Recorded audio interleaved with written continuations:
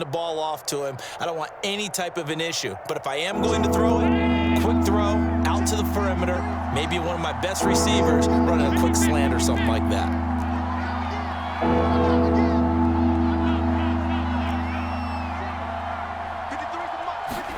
To throw is Allen. Eluding the pressure right. Oh, this will be incomplete. The rush gets home just as he was letting that go. That could have been worse. Instead, it's 4th down.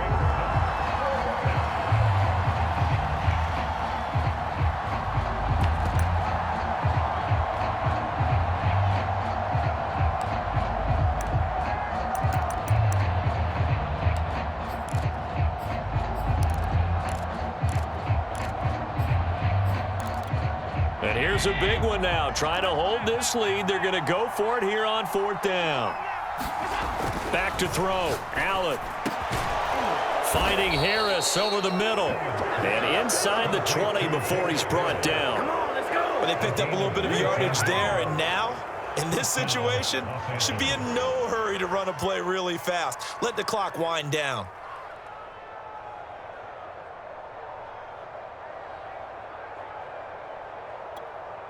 So the ball down to the 16 here for 1st and 10. Now a handoff here to his running back.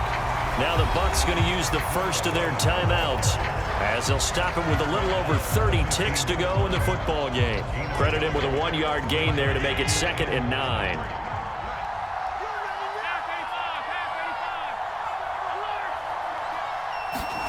Now Allen. Finding a safety valve here. That's complete. The Bucs going to go ahead and use the second of their timeouts as they get it with 26 seconds to go in the football game.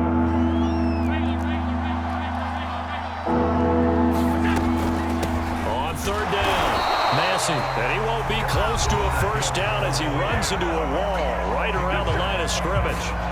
No gain on the play there, and it'll bring up 4th down.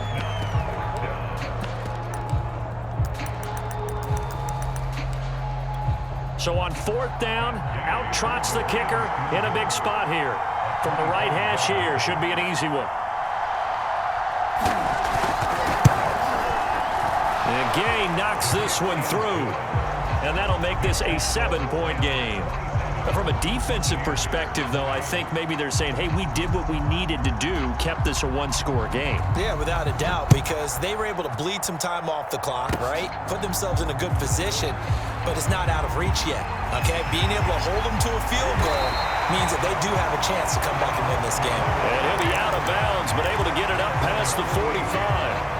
And when you're facing a deficit on the scoreboard, you're just looking for something to get you right back into the game, and that's the spark that they were looking for.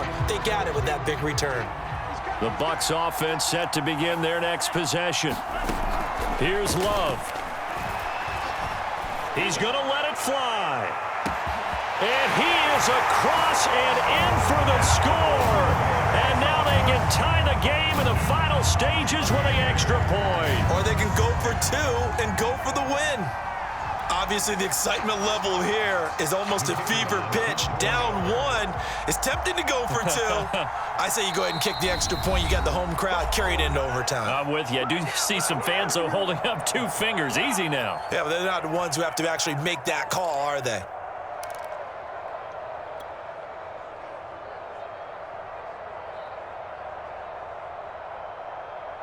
Oh, it's an enormous call here. They'll go for 2. One play to keep their postseason alive.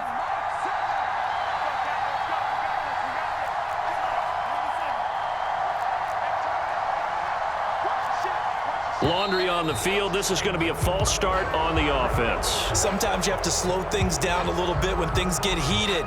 The cadence has to be slow and deliberate at times to make sure your team's ready to go.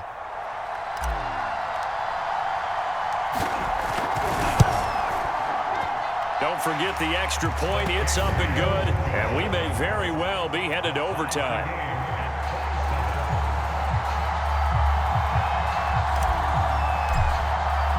Boy, hard to ask for a better game thus far. 27 apiece is our score as the kick's away.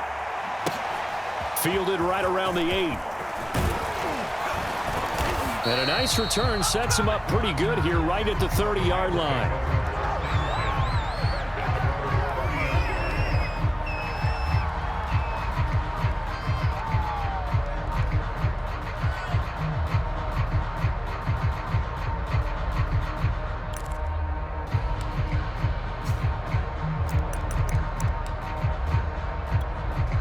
Set to begin their next drive, the Rams offense at the line. Tie game, and barring something incredible here, we're likely headed to overtime. What I would do is either hand it off inside or more likely I take a knee and let the clock run out. Because if I'm back there trying to throw and a sack happens, the ball comes free, I can lose the game here. If I get to overtime, I can still win it. Overtime in a playoff game, awesome setup. Remember, the rules the same as they would be in the regular season. That's exactly right, Brandon. Remember, the receiving team, if they score a touchdown, game is over. But if they kick a field goal or don't score, the other team gets a chance to get the football. They get a possession. If they go down and score, they win the football game at that point. If both teams kick field goals, we keep playing. If a defense scores, let's say the receiving team gets the ball, doesn't score, or they throw a pick six or fumble, gets picked up, the defense scores, game over. But here's the best part. In the regular season, only one period is played. We could call it a tie. Here, we're going to play until we have a winner. The Tampa offense ready to get their drive started. And he'll be upended at the 28-yard line. Just a 3-yard gain there.